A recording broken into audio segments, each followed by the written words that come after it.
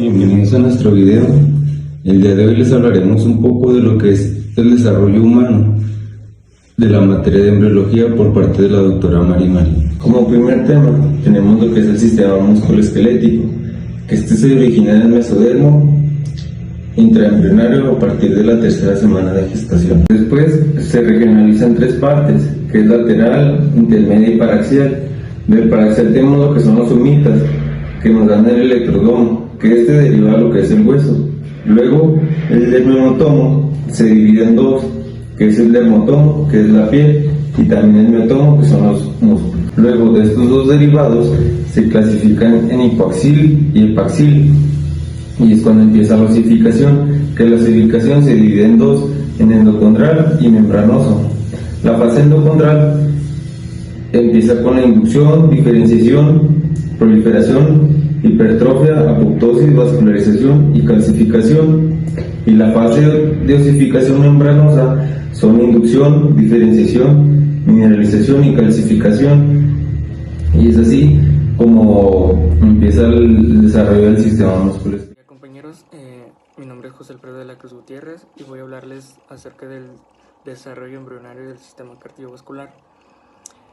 Para empezar, el desarrollo del corazón es el primer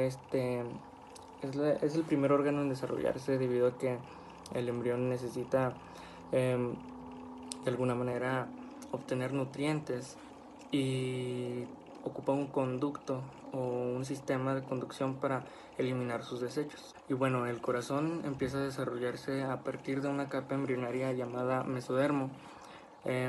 Empieza a desarrollarse a los 18 y 19 días después de que ya ocurrió la fertilización. Para ser más precisos, se desarrolla a partir de un grupo de células en el extremo cefálico, que es llamado campo cardiogénico. Posterior a eso se forman unas cuerdas cardiogénicas en respuesta al mesodermo subyacente.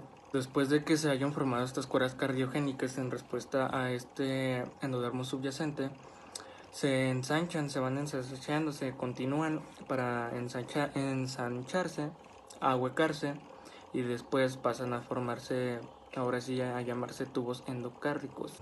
En el día 21 empieza a ocurrir el plegamiento lateral del embrión.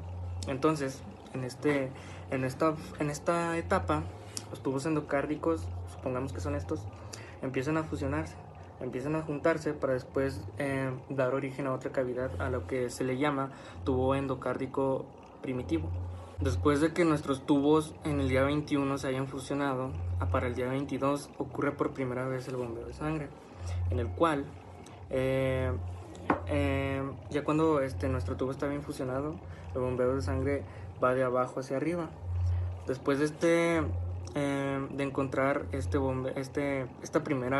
primer bombeo, por así llamarlo, también se originan 5 regiones. Estas 5 cavidades, o estas 5 partes en las que se forman a partir de esta unión de estos tubos, serían el tronco arterioso, el bulbo cardíaco, el ventrículo primitivo, aurícula primitiva y seno venoso. En estas nuevas 5 regiones que se forman, el seno venoso origina parte de la aurícula derecha, además del seno coronario y lo que sería el nodo sinoauricular. La aurícula primitiva daría origen a nuestras aurículas, que serían la aurícula izquierda y la aurícula derecha. Nuestro bulbo cardíaco es lo que originaría sería el ventrículo derecho.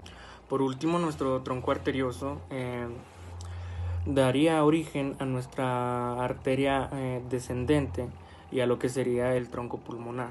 Para el día 23 ocurre un ensanchamiento, ocurre un plegamiento nuevamente, pero esto es debido a que al crecimiento del ventrículo primitivo y el bulbo cardíaco, ya que al crecer pues se va engrosando, se va ensanchando y ocurre este plegamiento.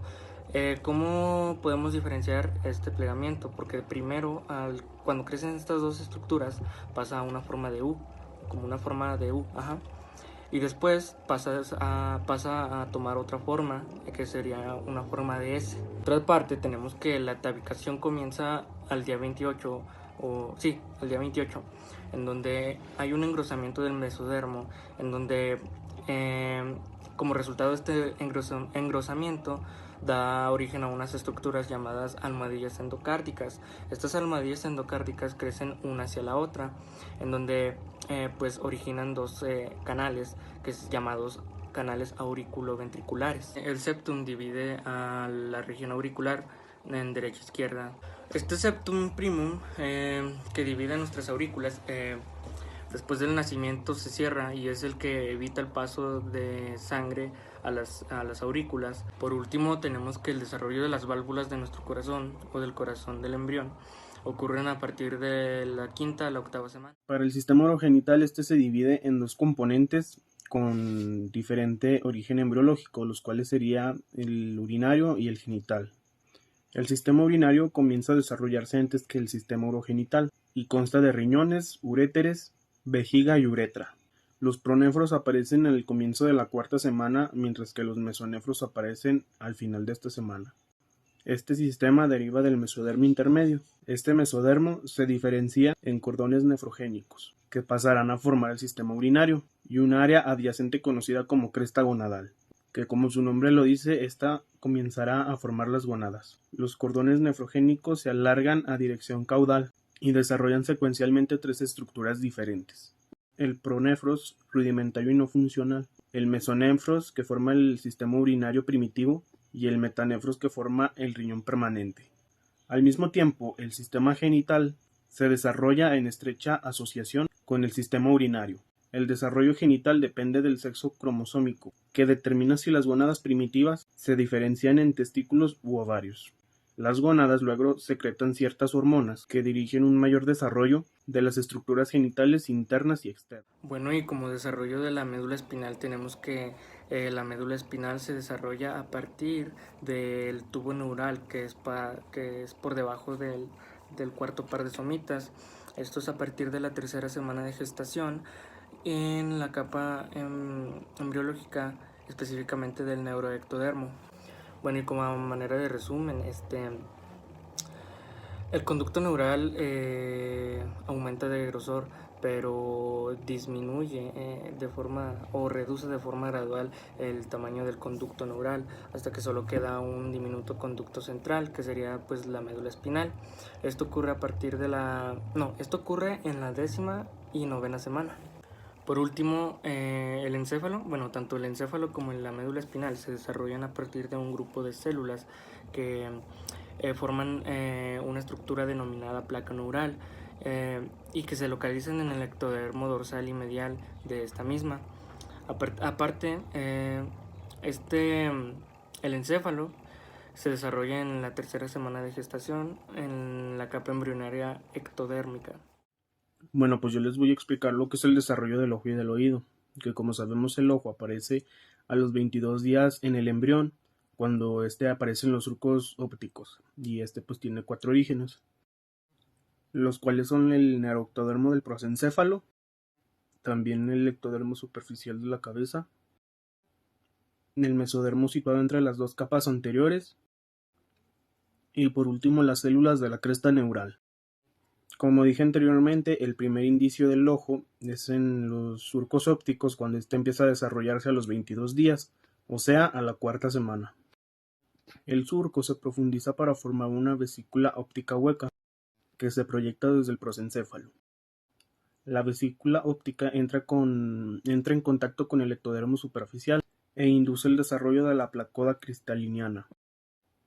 A medida que se invagina esta placoda para formar la foseta y la vesícula cristaliniana, la vesícula óptica se invagina y forma la copa óptica. La retina se forma a partir de las dos capas de la copa óptica. La retina y las fibras del nervio óptico derivan del neuroectodermo del prosencéfalo. Los músculos dilatadores y el esfínter del iris se desarrollan a partir del ectodermo del borde de la copa óptica. El ectodermo superficial da lugar al cristalino y el epitelio de las glándulas lagrimales, los párpados, la conjuntiva y la córnea. El mesénquima origina los músculos oculares, excepto los del iris, así como todas las estructuras vasculares. Para el oído, la vesícula óptica se desarrolla a partir del ectodermo superficial durante la cuarta semana. Esta vesícula da lugar al laberinto membranoso del oído interno. La vesícula óptica se divide en una parte utricular dorsal que origina el utrículo, los conductos semicirculares y el conducto endolinfático, y una parte saccular ventral que dará lugar al sáculo y al conducto coclear. A partir de este se desarrollará el órgano espiral. El laberinto óseo se desarrolla a partir del mesénquima adyacente al laberinto membranoso. El epitelio que tapiza la cavidad timpánica, el antromastoideo y el tubo faringotimpánico, deriva del endodermo del receso tubotimpánico que se desarrolla a partir de la primera bolsa faríngea. Los huesecillos auditivos se forman a partir de los extremos dorsales del cartílago de los dos primeros arcos faringios. El epitelio del conducto auditivo del oído externo se desarrolla a partir del ectodermo del primer surco faríngeo.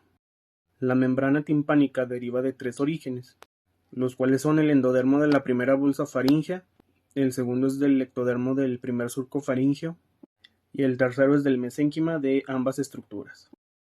La oreja o pabellón auricular se origina por la fusión de los 6 montículos auriculares, que se forman a partir de prominencias mesenquimatosas, que rodean el borde del primer surco faríngeo. Estar hablando de lo que es el aparato faríngeo, cara y paladar, cómo se forman. Para empezar, el aparato faríngeo está compuesto por 4 cosas, que es las bolsas, las hendiduras, los arcos y la membrana faríngea. Yo les voy a hablar de la formación de la cara. La formación de la cara aparece a finales de la 4ª semana, en la cual ya se pueden apreciar los primordios faciales, los cuales son primordio frontonasal, primordio maxilar y primordio mandibular, localizados de ectodermo superficial. Estos se llaman placodas nasales. A los lados de la prominencia frontonasal se originan engrosamientos. Al hacerlo, estas forman la cresta tisular en cada fosa. Durante la 5ª semana, las placodas nasales se invaginan para dar origen a las fosas nasales. Durante las 2 siguientes semanas, las prominencias maxilares siguen creciendo en dirección medial de manera simultánea.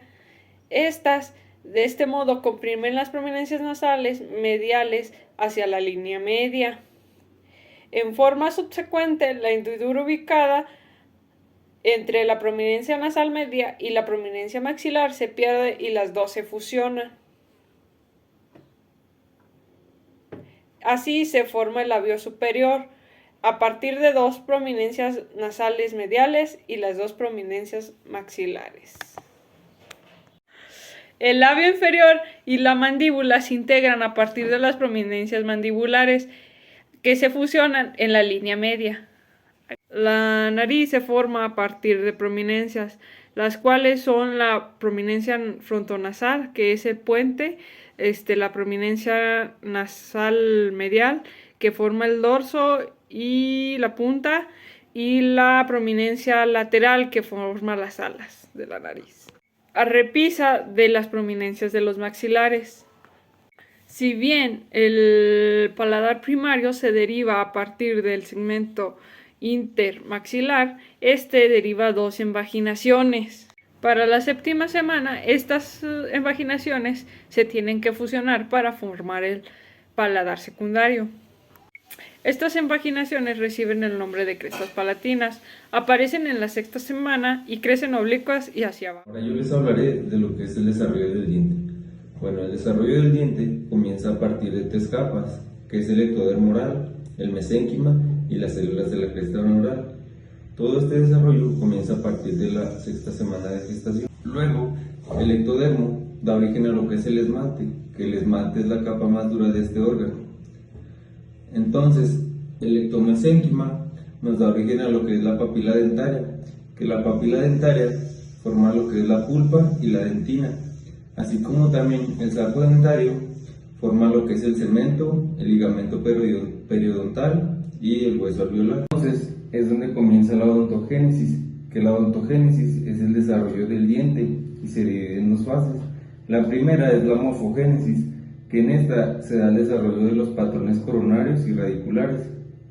Luego la histogénesis es la formación de los tejidos dentarios en los patrones previamente formados a través de los mecanismos que es amelogénesis, dentinogénesis y cementogénesis. Los procesos y mecanismos morfogenéticos son inducción, diferenciación de la lámina basal y vestibular, migración, proliferación, invaginación y apoptosis.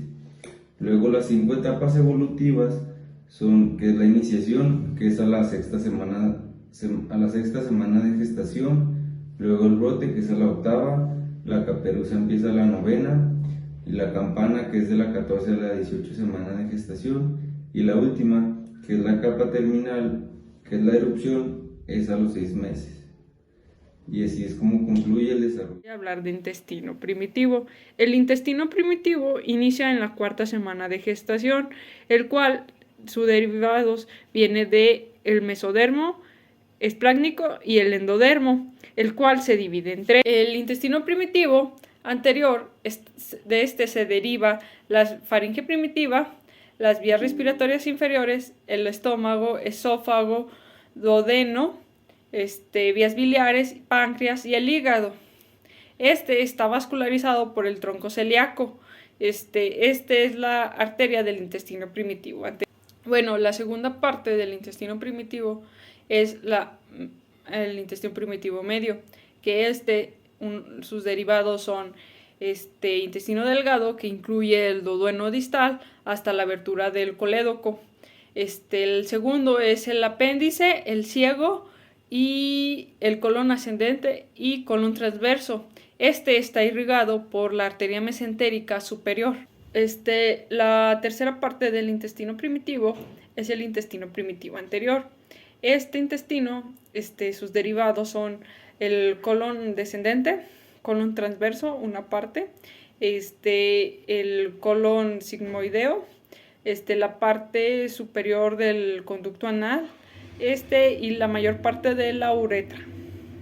Está irrigado por la arteria mesentérica inferior. Para finalizar, tenemos lo que es el desarrollo del pulmón, que comienza a partir de la 4ª semana de gestación y se deriva de la capa embrionaria, que es el endodermo, a partir del extremo caudal del divertículo laringotraqueal. Luego la yema pulmonar forma lo que es la pleura visceral del mesénquima esplácnico, teniendo 12 vaginaciones. La primera es las primarias bronquiales y las secundarias y terciarias. A la 5ª semana empieza a desarrollarse lo que es el primorio de los bronquios principales, y de ahí se dividen principales y secundarios. Los bronquiolos se dividen en segmentarios y lobar.